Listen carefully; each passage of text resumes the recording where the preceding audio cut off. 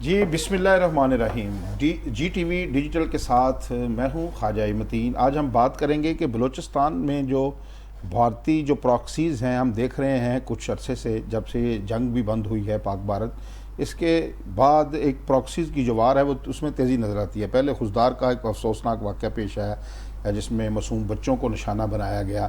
اس کے بعد ہم دیکھتے ہیں سوراب میں ایک واقعہ پیش آیا جہاں ایڈیشنل ڈپٹی کمشنر کو شہید کیا گیا، اور پھر ہم نے دیکھا کہ سوراب میں 2 گھنٹے تک پورے شہر میں دندناتے رہے مسلح افراد، اور وہاں انہوں نے بینک لوٹے اور جو سرکاری عمارات ہیں ان کو بھی جلایا. ہمارے ساتھ موجود ہیں نوجوان لیڈر ہیں پی ٹی آئی کے محمد عارف رند صاحب. یہ P T I youth wing کے سابق سیکرٹری جنرل بھی رہے ہیں، اور نصیر آباد سے NA 255 پہ MNA کا الیکشن بھی لڑے ہیں. ان سے جاننے کی کوشش کرتے ہیں کہ جو بلوچستان کی جو محرومیاں ہیں اس کے پیچھے حقائق کیا ہیں، کیا وجہ ہے. محرومیاں جو ہیں وہ حقیقی ہیں یا جو سردار وہاں اور نواب جو وڈیرا سسٹم ہے وہاں ان کے پاس فنڈ چلے جاتے ہیں. اس کے علاوہ پاکستان کی جو سیاست ہے، بانی پی ٹی کی سیاست اس وقت کہاں جا رہی ہے. وہ پہلے تو ہم سنتے آئے تھے کہ اس سے قبل رہا ہو رہے ہیں، ان کے کیسز کہاں ہیں، کیا پی ٹی کیا سوچ رہی ہے، تحریک چلانے کا بھی کہا جا رہا ہے. ان سارے موضوعات پر بات کریں گے.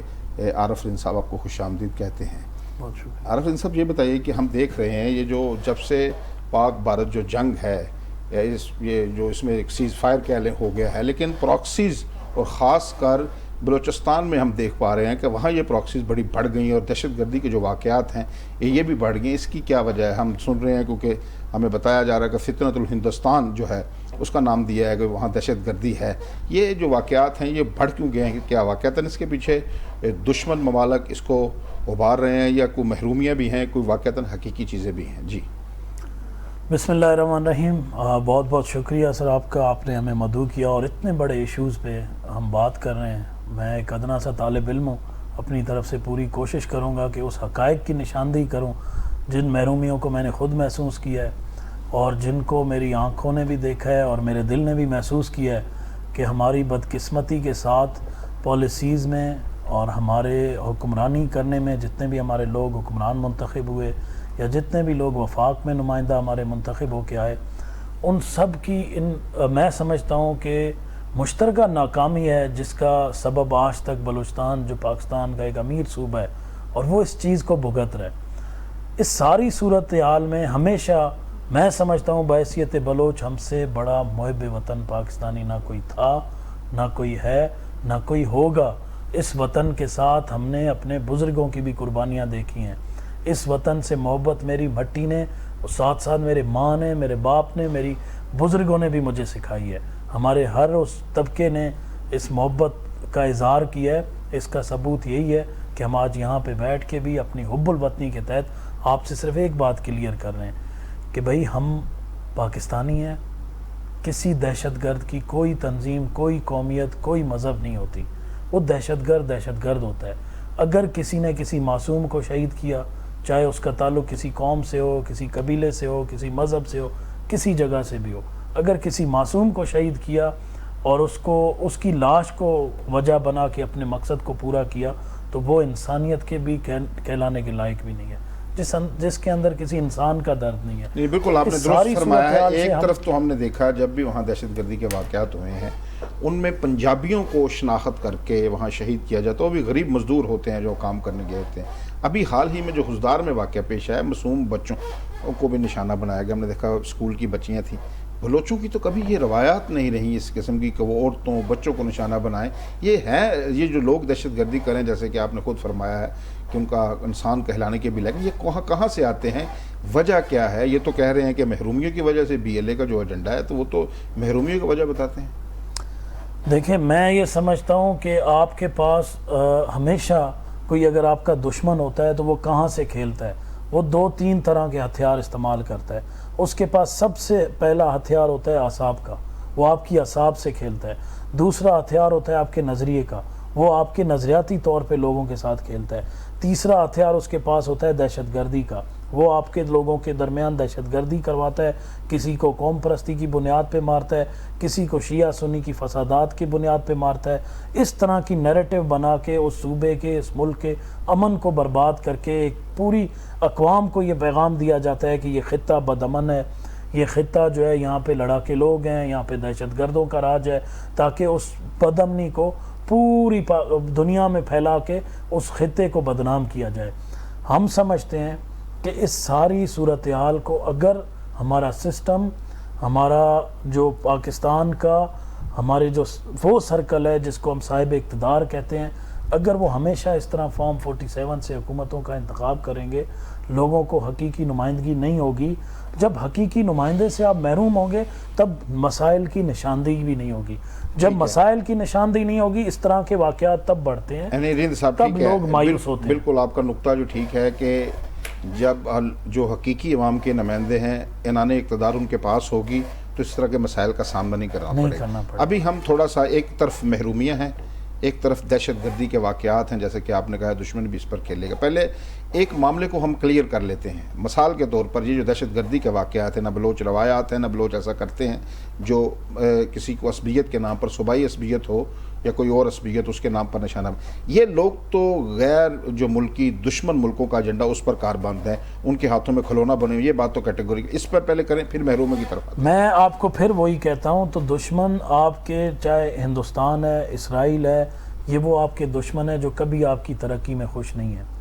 تو ان بی ایل اے کے پیچھے انڈیا بھی ہے، اسرائیل بھی ہے، یہ ملک ہیں، یہ کہنا چاہتے ہیں۔ دیکھیں، میں آپ کو یہ کہہ رہا ہوں کہ ہر اس دہشت گرد کے پیچھے جس نے کسی معصوم کو شہید کر کے اپنے ایجنڈا کو منوایا، چاہے اس میں کوئی بھی تنظیم آتا ہے، وہ سب اس میں شامل ہو جاتے ہیں جو اپنے لوگوں کو مار کے اپنی بات منوانے یہ تو کلیئر ہو گیا کہ یہ دشمن کوئی ایجنڈے پہ کام کر رہے ہیں۔ اب آ جاتے ہیں جو محرومیوں کا ہم عرصہ دراز سے سنتے ہیں، ہم یہ بھی سنتے ہیں کہ اربوں روپے کا بجٹ ہے بلوچستان میں جاتا ہے۔ یہ جو بجٹ جاتا ہے بلوچستان میں، یہ کہاں خرچ ہوتا ہے؟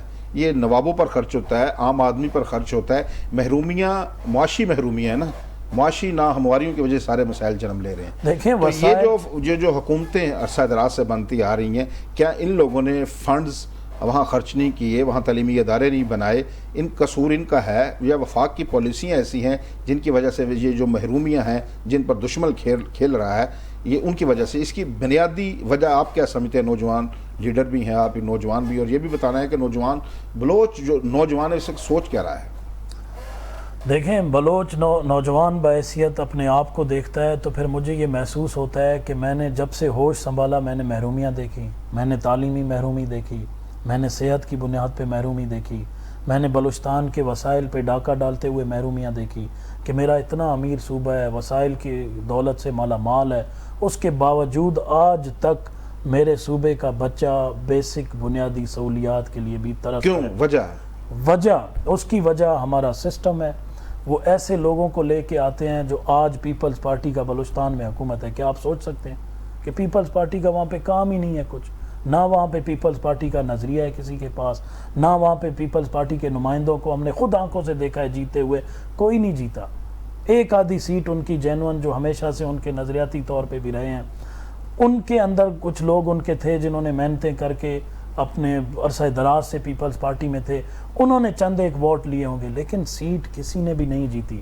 آج وہاں پیپلز پارٹی کی جو حکومت ہے، آپ سمجھتے ہیں کہ یہ نمائندہ حکومت نہیں ہے بلوچستان میں؟ لوگوں نے ووٹ نہیں دیے، برملا کہتا ہوں یہ نہیں ہے۔ لوگوں نے ووٹ کس کو دیے ہیں بلوچستان میں؟ بلوچستان میں تو اپنی مثال دوں گا، میں نصیر آباد پہ آپ جا کے سرچ کریں، وہاں پہ میں وہ واحد کینڈیڈیٹ ہوں جس نے 4 ضلع جیتے، نصیر آباد، جعفر آباد، صحبت پور، استا محمد۔ میں نے اپنی صورت میں یہ دیکھا کہ لوگ بڑی تعداد میں پاکستان تحریک انصاف کے لیے نکلے۔ پہلی مرتبہ میں نے وہاں پہ ایک نابینا شخص مجھ سے ملنے آیا الیکشن کے دوران، وہ صرف مجھ سے یہ پوچھتا تھا کہ عمران خان کا نمائندہ کون ہے۔ جب عمران خان کا نظریہ گھر کے ان بچوں، معصوم بہنوں، ماؤں تک، بزرگوں تک آ گیا جو بلوچستان کے ایسے جگہ پہ ہیں جہاں وسائل بھی نہیں ہیں، جہاں ٹیلی ویژن بھی نہیں ہے، جہاں اس طرح سے صحیح انٹرنیٹ نہیں آتا، جہاں لوگ موبائل کا صحیح استعمال نہیں کر سکتے، وہاں تک یہ نظریہ پہنچ چکا ہے۔ اور میں نے اپنی صورت میں بلوچستان سمیت پورے پاکستان میں پاکستان تحریک انصاف کی بہت بڑی کامیابی دیکھی، جس کو فارم 47 کے تحت ٹھیک ہو گیا۔ لیکن اس سے پہلے جو محرومی پہ آ جاتے ہیں دوبارہ، اس سے پہلے وہاں بگٹی صاحب بھی، نواب اکبر بگٹی بھی وہاں وزیر اعلیٰ بھی رہے، گورنر بھی رہے، اور مینگل صاحب بھی رہے، باقی لوگ بھی رہے۔ محرومیت اس دور سے چلی آ رہی ہیں، یہ موجودہ حکومت کو بھی 1 سال ہوا ہے کم و بیش۔ بالکل۔ تو یہ جو محرومیاں، کیا وہاں جب اس وقت کے، جب آپ سمجھتے ہیں کہ اس وقت کی نمائندہ حکومتیں تھیں، انہوں نے بھی ڈیلیور نہیں کیا وہاں؟ دیکھیں اس وقت میں ایک چیز تو آپ کو واضح بتاؤں، مجھے یاد ہے میں اپنی گھر کی گلیوں میں بھی پاکستان کے جھنڈے خریدا کرتا تھا. میں اپنے بازاروں میں جشن آزادی کے آنے سے پہلے پاکستان کے بیجز، ملی نغمے، بہت ساری چیزیں دیکھتا تھا. اس کے بعد آج 14 اگست کو یہ ہم نوجوانوں نے خوف توڑا، ہم نے پاکستان کے جھنڈے لے کے نکلے، ہم لوگوں کو سمجھایا کہ اس میں یہ ملک، یہ دھرتی ہماری ماں ہے، ہم سب سے زیادہ محبت کرنے والے لوگ ہیں اس وطن سے. اس وطن کی محبت سب سے پہلے ضروری ہے کیونکہ یہ ہماری ایمان کا حصہ ہے، اس کے بعد باقی چیزیں آتی ہیں. تب نواب اکبر بگٹی کے ٹائم تو ہم بچے تھے، ان کی شہادت سے پہلے بھی ہم بچے تھے. ہم نے تب بہت ساری ایسی چیزیں دیکھیں جو آج ہم نہیں دیکھ رہے. اس ٹائم کا سسٹم شاید آج سے کچھ بہتر تھا، کہیں نہ کہیں ہمارے وہ لوگ تھے جو حقیقی نمائندے تھے، لیکن تب بھی وہ شکایتیں یہی لے کے بیٹھے ہوئے تھے کہ ہماری نہیں سنی جاتی. ہم آگے جو صاحب اقتدار ہیں، جو وفاق ہے، کیونکہ تب صوبائی حکومتوں کو اتنا اختیار نہیں تھا. اگر تب یہ 18 امendment کے بعد آیا ہے، 18ویں ترمیم سے پہلے صوبے خود مختار نہیں تھے. شاید ان خود مختاری کے ٹائم پہ وہ لوگ ہوتے تو بہت کچھ بدلا ہوگا. اچھا، بہت کچھ بدلا ہوتا. ابھی آپ یہ بتائیں کہ اس سارے مسئلے کا آپ کے نزدیک، کیونکہ آپ نوجوان لیڈر ہیں، نیشنل اسمبلی کا الیکشن بھی لڑ چکے ہیں، نوجوانوں سے ملتے جلتے بھی ہیں، تو اس مسئلے کا حل کیا ہے آپ کی نظر؟ میری نظر میں اس مسئلے کا سب سے پہلا حل ہے محبت. محبت کے بعد آپ حقیقی نمائندوں کو لے کے آئیں. آپ بلوچستان کے اس بلوچ سے بھی محبت کریں جو ہمیشہ پاکستان کی نام لیتا ہے، جو ہمیشہ اپنے حقوق کی بات کرتا ہے، جو ہمیشہ اپنی زبان سے یہ کہتا ہے کہ میرے ساتھ ظلم اور زیادتی نہ ہو. مجھے جہاں تک سمجھ آتا ہے اس ساری چیز کے اندر دو چیزیں ہیں، ایک تکلیف ہے اور دوسری محرومی ہے. جب آپ کسی کو تکلیف بھی دیتے ہیں ساتھ میں محروم بھی رکھتے ہیں تو وہ چیختا ہے. وہ اس لیے چیختا ہے کہ مجھے تکلیف ہو رہی ہے، میرے اس درد کو سمجھو کہ میں تکلیف میں ہوں. کبھی کسی کا مسنگ پرسنز کے طور پہ بچہ غائب ہے، اس کی شادی نہیں ہوئی، اس کی بیوی بیچاری بیٹھی ہوئی ہے اور کوئی پتہ نہیں ہے وہ واپس بھی آئے گا نہیں آئے گا، اور بے حرمتی کے طور پر جب وہ آتا ہے تو اس کی لاش پھینک دی جاتی ہے. تب اس طرح کے بہت سارے اور لوگ پیدا ہو جاتے ہیں. پھر آپ کو کسی بھی چیز کا نام دے، کسی بھی تنظیم کا نام دے، آپ تو خود موقع دے رہے ہیں ان کو پیدا ہونے کا. ماضی میں ہم نے دیکھا جو مسنگ پرسن کی لسٹ میں ڈالے گئے لوگ ہیں، جب دہشت گردی کے واقعات ہوئے، جو لوگ مارے گئے ان میں سے تو مسنگ پرسن کی تعداد، وہ دہشت گردوں کے ساتھ لوگ شامل ہوئے، ان کی اس طرح کے واقعات لے آئیں عدالتوں میں، ثابت کریں، مجھے بھی پتہ چلے، مجھے آنکھوں سے دکھائیں، ثبوت کے ساتھ دکھائیں یہ بندہ ہے، یہ مسنگ پرسن تھا، اس نے یہ دہشت گردی کی ہے، یہ ان واقعات میں ملوث تھا. سب سے پہلے تو میں چاہوں گا کہ میں اس کے ساتھ اس طرح پیش آؤں جیسے ایک دہشت گرد کے ساتھ پیش آنے کا حق ہوتا ہے. آپ اس بیانیے کو پوری قوم میں پھیلائیں نا. پھر یہ نہ کہیں کہ وہ بلوچ تھا جس کو ہم نے پکڑا تھا اور مسنگ پرسنز کیا تھا، اور وہ وہی بلوچ دہشت گرد نہیں ہے. بلوچ سب سے بڑا اپنی مٹی کا وفادار ہے. بلوچ سب سے بڑا یہ جو ہتھیار اٹھا کے معصوم بچوں کو مار رہے ہیں، پنجابیوں کو قتل کر رہے ہیں، یہ کون لوگ ہیں؟ یہ بلوچ نہیں ہے. جو معصوم کو مارتے ہیں وہ بلوچ نہیں ہے. یہ تو کہتے ہیں بلوچ ہیں. کوئی معصوم کو مارنے والا بلوچ نہیں ہے. اگر وہ کہتا ہے میری نظریہ نہیں ہے، میں اس نظریے کو نہیں مانتا. کوئی بلوچ کسی معصوم کو نہیں مارتا، کوئی بلوچ خواتین کے اوپر ہاتھ نہیں اٹھاتا، کوئی بلوچ کسی نہتے کے اوپر ہاتھ نہیں اٹھا سکتا. ہم لوگ کھڑے ہیں نا نظریے کی بنیاد پہ لڑ رہے ہیں. ہم بول رہے ہیں کہ ہمیں اپنے پاکستان، اپنے آئین، اپنے قانون سے انصاف چاہیے. ہم نکلتے ہیں سڑکوں پہ بولتے ہیں ہمیں خوف زدہ کیا جائے، ڈرایا جائے، مارا جائے، لیکن ہماری بات سنی جائے.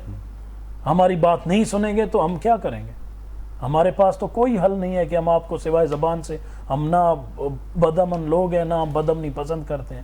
تو آپ یہ سمجھتے ہیں کہ بلوچ نوجوان لیڈر ہونے کے ناطے جو بلوچستان کے ایشوز ہیں ان کو محبت سے حل کیا جا سکتا ہے، جو محرومیاں ہیں وہ دور کر کے یہ جو شورش ہے گلے لگائیں، بولیں آپ بلوچ بھی ایک پاکستانی ہیں، آپ ہماری قوم کا حصہ ہیں، آپ جو حقیقی نمائندے ہیں بلوچوں کے ان کو لے کے آئیں، جنہوں نے ووٹ لیے ان کو لے کے آئیں، چاہے وہ سردار ہے، نواب ہے، انہوں نے اپنے حلقوں میں ووٹ لیے ہیں. آپ نے ان سب کو پیچھے رکھ دیا ہے جو بلوچوں کے اصل حقیقی نمائندے ہیں. اچھا، اب آتے ہیں پاکستان کی مرکزی سیاست کی طرف لاتے ہیں بلوچستان سے نکل کر. تو یہ بتائیے گا، ہم سن رہے تھے کہ پہلے تو یہ خبریں آئیں کچھ اس طرح کی کہ جو بانی پی ٹی آئی ہیں وہ اس سے قبل رہا ہو رہے ہیں جیل سے. تو پھر ابھی کیا ہوا؟ تو ابھی تو یہ باتیں چل رہی ہیں.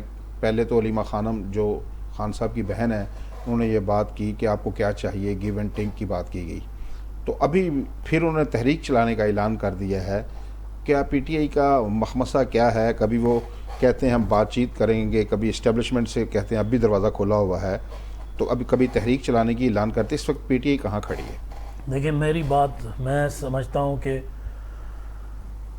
پی ٹی آئی جہاں بھی کھڑی ہو، پاکستان کا آئین اور قانون پاکستان کے ہر شہری کے ساتھ کھڑا ہونا چاہیے۔ میں میری بیک پہ پاکستان کے آئین اور قانون کو دیکھوں اور مجھے یہ احساس ہو کہ میرا آئین اور قانون مجھے تحفظ دیتا ہے۔ بانی P T I Imran Khan کی صورت میں اس چیز کا سب سے پہلے نمونہ دکھانا چاہیے کہ میں نوجوان ہوں، میں بڑا ہو رہا ہوں، میں کیا میسج لے کے بڑا ہو رہا ہوں کہ جس کے اوپر کیسز عمران خان کی گورنمنٹ سے پہلے بنائی گئی تھی، میاں نواز شریف صاحب بڑی باعزت طریقے سے ایئرپورٹ پہ لائے جاتے ہیں، ایئرپورٹ کے اندر ان کی ضمانتیں ہو جاتی ہیں اور وہ آ کے ایک جلسہ گاہ میں جلسے سے خطاب کر رہے ہوتے ہیں، پورے ملک سے اس کے لیے جلسہ مینیج کر کے، لوگ مینیج کر کے لائے جاتے ہیں۔ مجھے بچپن سے لے کے بڑے ہوتے یہ چیز دکھائی گئی کہ یہ لوگ چور ہیں، لٹیرے ہیں، انہوں نے پاکستان لوٹا ہے، انہوں نے کس نے دکھایا آپ کو یہ؟ میرے اس ملک کی میڈیا نے، اس ملک کے سسٹم نے، اس ملک کے ہر فرد نے، اس ملک کے ہر باشندے نے کہا۔ آپ نے میرے اس ملک میں جو مجھے تعلیم دی گئی، میں سمجھتا ہوں وہ اس چیز کا حصہ تھی کہ ہمارے ملک میں کرپٹ سیاستدانوں نے تباہ کی۔ جب میں نے سیاستدانوں کا لسٹ کھولا تو اس میں نواز شریف زرداری سر فہرست تھے کہ یہ پاکستان کے سسٹم کا عرصہ دراز سے حصہ ہیں، جنہوں نے اس ملک کو لوٹا، جنہوں نے اپنے جائیدادیں باہر ملک بنائی، اولاد باہر ملک، علاج باہر ملک، اور یہاں آ کے وہ سیاست کرتے۔ لیکن یہ جو کرپشن ہے، جس طرح ابھی پی ٹی آئی کے لوگ بھی کہتے ہیں ہم عدالتوں سے رہا ہونا چاہتے ہیں، اگر عدالتیں انہیں بری کر دیتی ہیں تو پھر بھی آپ انہیں کرپٹ کہیں گے؟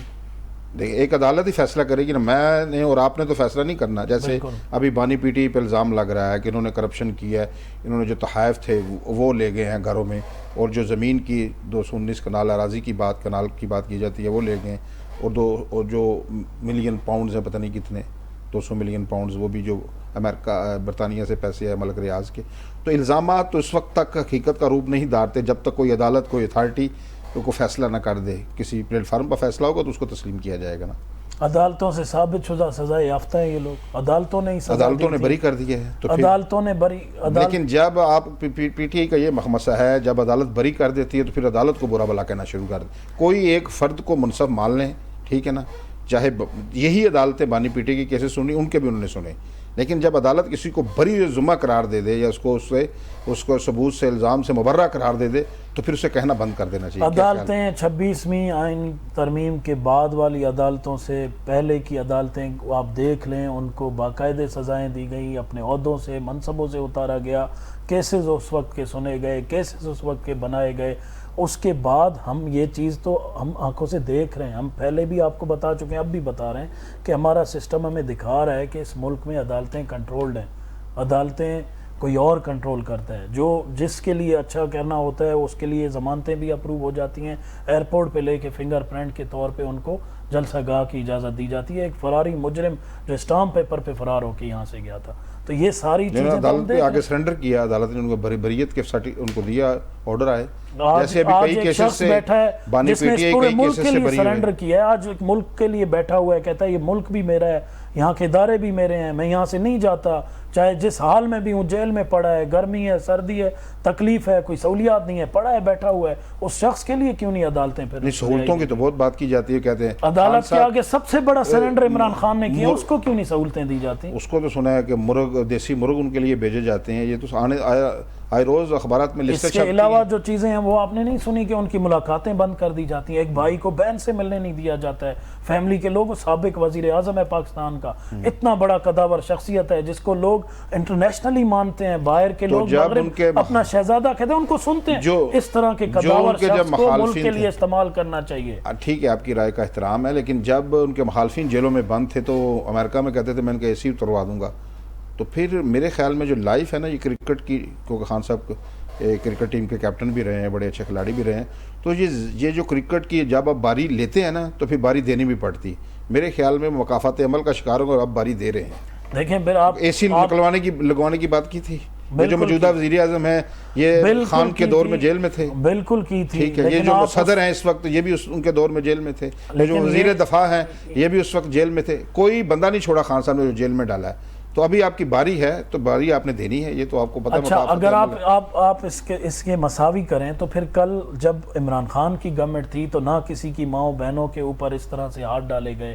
نہ کسی کی چار دیواری پامال کی گئی, نہ اس طرح لوگوں کو ماؤں بہنوں کو عدالتوں سے گھسیٹ کر لے کے گئے. آپ کو پتہ ہے نہ ایک کیس سے بری کروا کے مریم جو وزیر اعلیٰ پنجاب ہیں یہ بھی جیل میں رہی ہیں خان صاحب کے دور میں, اور جیل میں اور شہباز شریف کی بیوی اور بیٹیوں کے پر بھی کیسز بنے, یہ ان کی خواتین پر بھی بنائے ہوئے ان کے دور میں پکڑ کے ڈالا گیا ہے. ان کے دور میں اداروں نے پکڑ کے اگر ان کو جیل میں ڈالا تو عدالتوں نے ان کے فیصلے دیے. اسی طرح ان کے اوپر کیسز ثابت شدہ تھے جن کے ثبوت پاناما کیسز سے لے کر باقی معاملات موجود تھے. مریم نواز کے اوپر کیسز ثابت تھے, شہباز شریف کے اوپر کیسز جب تو ابھی بھی خان صاحب پہ کیسز ہے نا, وہ ان کو ویسے تو کیسز کے بغیر تو نہیں رکھا ہے. کس کیس میں سزا ہوئی ہے؟ سارے الزامات ہیں. 3-4 کیسوں میں آپ بھول جاتے ہیں. مسئلہ پی ٹی آئی کا یہ ہے کہ آپ اپنے کیسز ہی بھول جاتے ہیں, سرے سے انکاریوں میں کیسز کی وجہ سے بندہ جیل میں, ویسے عام آدمی کو کیسے جیل میں. یہ کیسز سارے سیاسی بنائے گئے ہیں, یہ کہہ سکتے ہیں ثابت کریں اس کے بنیاد پہ آپ کریں. یہ کیسز سب انتقامی کارروائی, یہی مخالفین کہتے ہیں جن پر کیسز بنے تھے. ان پہ کیسز ہم نے نہیں بنائے, مخالفین پہ کیسز ہم سے پہلے کے. جیل میں تو ڈالا نا آپ کے دور میں سارے کیسز ہوئے. وہ تو خان صاحب تقریروں میں کہتے تھے کہ میں ان کو پکڑ کر جیلوں میں ڈالوں گا. مجھے خوشی ہے کہ آپ اس ساری چیزوں پہ بات کریں, لیکن مجھے خوشی تب بھی ہوتی ہے جب آپ اگر آئین قانون کی بات کریں. آپ دیکھیں اس ملک میں ان کو ملاقاتوں کی بیٹھکیں لگانے کی اجازت تھی. آج ایک لیڈر ہے ملک کا اتنا بڑا جس کو 8 فروری کو پوری قوم نے اس وقت کے اس ٹائم کے مطابق فارم 45 کے مطابق پوری طرح سے. خان صاحب کی بہنیں ہم دیکھتے ہیں آئے روز ملاقات کرتی ہیں, اور باہر آ کے جو خان صاحب گفتگو کرتے ہیں وہ بھی میڈیا کو بتاتی ہیں. کل وزیر اعلیٰ جو پختونخوا کے ہیں علمین گنڈا پور, وہ بھی مل کے ہیں. لوگ تو ملتے رہتے ہیں. کتنے پچھلی دفعہ آپ نے دیکھا ہے کتنا ٹائم اس کی فیملی کو ملاقات کرنے نہیں دی گئی, تو کیا وجوہات تھی؟ ملنے دے, کیا کریں گے. اچھا اب آتے ہیں کہ اس مسئلے کا ابھی تحریک چلانے جا رہی ہے پی ٹی آئی, کیا کرنے جا رہی ہے اس وقت؟ کیونکہ 26 نومبر 2024 کو جو تحریک چلی تھی جب اسلام آباد میں جناح ایونیو پہ تشدد بھی کیا پی ٹی آئی کے کارکنوں پر, اس کے بعد تو لگتا تھا کہ پی ٹی آئی میں اب سخت باقی نہیں رہی. اب تحریک چلا پائیں گے؟ آپ سمجھتے اتنی یونٹی لوگوں میں ہے کہ لوگ ابھی باہر نکلیں گے؟ ابھی کہہ رہے ہیں کہ ہم ایک عید کے بعد تحریک چلانے کا ارادہ رکھتے ہیں. دیکھیں سیاسی لوگ ہیں, سیاسی تحریک چلانا ملک کی آئین ہمیں اجازت دیتا ہے, ملک کا قانون ہمیں اجازت دیتا ہے. ہمیں گولیاں مارو, ہم ایک بار نہیں 100 بار شہادتیں دینے کے لیے آئیں گے. ہمیں آپ ڈنڈے مارو, لاٹھیاں مارو, آنسو گیس مارو, ہم پھول لے کے آئیں گے. ایک بار نہیں 10 بار آئیں گے. جب تک عمران خان کال دے گا اس قوم کو, آپ دیکھنا یہ قوم بے خوف ہو کے نکلے گی. ہم انشاءاللہ, اور اس میں تشدد کا عنصر شامل نہیں ہوگا. ہماری طرف سے تو ہم پہلے بھی تشدد نہیں کر سکے. پیچھے پولیس والوں پر بھی تشدد کیا گیا تھا, پتھر مارے گئے تھے, یاد ہے جب ادھر سے قافلے چلے تھے. لیکن اس بار آپ سمجھیں کہ تحریک پرامن رہے گی. اس بات ہماری تحریکیں ہمیشہ پرامن رہی ہیں. ہم 126 دن دھرنے پہ بیٹھے رہے, کسی نے کوئی گملہ تک نہیں توڑا. اگر اس طرح کی کوئی عمل ہوتی ہے تو ہم اس کو ہمیشہ خود روکتے ہیں, ہمارے کارکنان خود آ کے ان چیزوں کو روکتے ہیں. اگر تحریک چلانے کا اعلان ہوتا ہے تو آپ سمجھتے ہیں کہ بلوچستان کے جو نوجوان ہیں وہ اس تحریک کا حصہ بنیں گے, بھرپور انداز میں نکلیں گے. آپ آج بھی دیکھیں بلوچستان میں سب سے بڑی مزاحمت اور مزاحمتی تحریک بلوچستان میں پی ٹی آئی کے لوگ چلا رہے ہیں. نوجوان جو گرفتار بھی ہوئے, جیلوں میں بھی گئے. آپ نے دیکھا 26 نومبر کے بعد ہمارے نصیر آباد سے بھی نوجوانوں نے گرفتاریاں کاٹ کے گئے ہیں. یہ دیکھیں ملک میں سیاسی لوگوں کو رہنے دیں. جب سیاسی لوگ نہیں رہیں گے تو پھر یہ بہت بڑا سسٹم ہے جو خراب ہو جاتا ہے. سیاسی جمہوری ملکوں میں سیاست میں جمہوریت کا حسن ہوتا ہے. اچھا میں سمجھتا ہوں کہ کبھی بھی جب بھی کئی ماضی میں جن پارٹیوں پر برا وقت آیا تو انہوں نے ڈائلاگ کے ذریعے انگیج کر کے اپنے مخالفین کو جو حکومتوں میں ہوتے تھے ان سے کچھ ریلیف بھی لیا ہے, بات چیت بھی کی ہے. کیا آپ تحریک کی بجائے کیا کسی ڈائلاگ پر یقین نہیں رکھتے کہ مذاکرات سے سیاستدانوں کا سب سے بڑا ہتھیار ڈائلاگ ہے؟ دیکھیں ہم وہ جماعت ہیں, ہم نے تو ہمیشہ کہا ہے کہ اس ملک کا ہمیشہ سے مسئلہ حل جو ہے وہ ڈائلاگ سے ہوتا ہے. عمران خان سب سے بڑے حامی ہیں کہ وہ ہمیشہ ہر مسئلے کو ڈائلاگ کے ذریعے حل کرنا چاہتے ہوتے ہیں, اور اس نے ہم برملا کہا ہے کہ دہشت گردوں کے ساتھ بھی بیٹھ کے ڈائلاگ کریں. اگر ان کے کوئی ایسے جائز مسائل ہوں تو ان کے ساتھ بھی بات چیت جاری کی جا سکتی ہے. تو میں سمجھتا ہوں کہ عمران خان نے کبھی بھی مذاکرات کے دروازے بند نہیں کیے. وہ ہمیشہ کہتے ہیں, لیکن وہ ایک بات وہ کہتے ہیں کہ میں سیاسی لوگوں سے نہیں, میں اسٹیبلشمنٹ سے مذاکرات کا دروازہ کھلا. اگر سیاسی لوگوں سے ہوں تو زیادہ بہتر نہیں ہے آپ سے. اس وقت دیکھیں عمران خان ایک اپنی سیاسی بصیرت رکھتا ہے. وہ سمجھتا ہے کہ اس وقت طاقت کا سر چشمہ اسٹیبلشمنٹ کا عوام نہیں ہے. یہ جو حکومت بیٹھی ہے یہ فارم 47 کی ہے, ہماری حق پہ بیٹھی ہے. جو ہمارا حق تھا اس پہ ڈاکہ ڈال کے یہ حکومت بیٹھی ہوئی ہے. اس لیے ہم سمجھتے ہیں کہ ہمیں اس جگہ پہ مذاکرات کرنے چاہیے جہاں سے ہمارا دروازہ روکا گیا. اگر اس حکومت کے پاس اختیار ہوتا تو اس حکومت سے بات کرتے. اگر وہ نہیں بھی کرتے تو یہ عمران خان کی اپنی سیاسی بصیرت ہے کہ وہ بہتر سمجھتے ہیں کہ ان سے بات کی جائے جہاں سے یہ فیصلہ منوا سکے. جی بہت شکریہ عارف رند صاحب، آپ نے تمام موضوعات پر کھل کر اپنا مافی ضمیر بیان کیا. ناظرین، آپ نے عارف رند صاحب کی گفتگو سنی. نوجوان لیڈر ہیں پی ٹی آئی کے. عمران خان کے ان کی گفتگو سے یہاں ہوتا ہے بڑے جیالے ہیں عمران خان پر. ان کو کہتے ہیں کہ ایک بات تو انہوں نے اتفاق کر لیا ہے کہ سیاستدان کبھی ڈائلاگ سے نہیں بھاگتا، لیکن وہ ڈائلاگ ان سے کرنا چاہتے ہیں جن کے پاس ان کے خیال میں جو پاور ہے، جو انہیں کچھ ریلیف دے سکتے ہیں. آج کے لیے اتنا ہی. اپنا، اپنے دوستوں، عزیز و اقارب سب کا خیال رکھیے گا. اللہ نگہبان.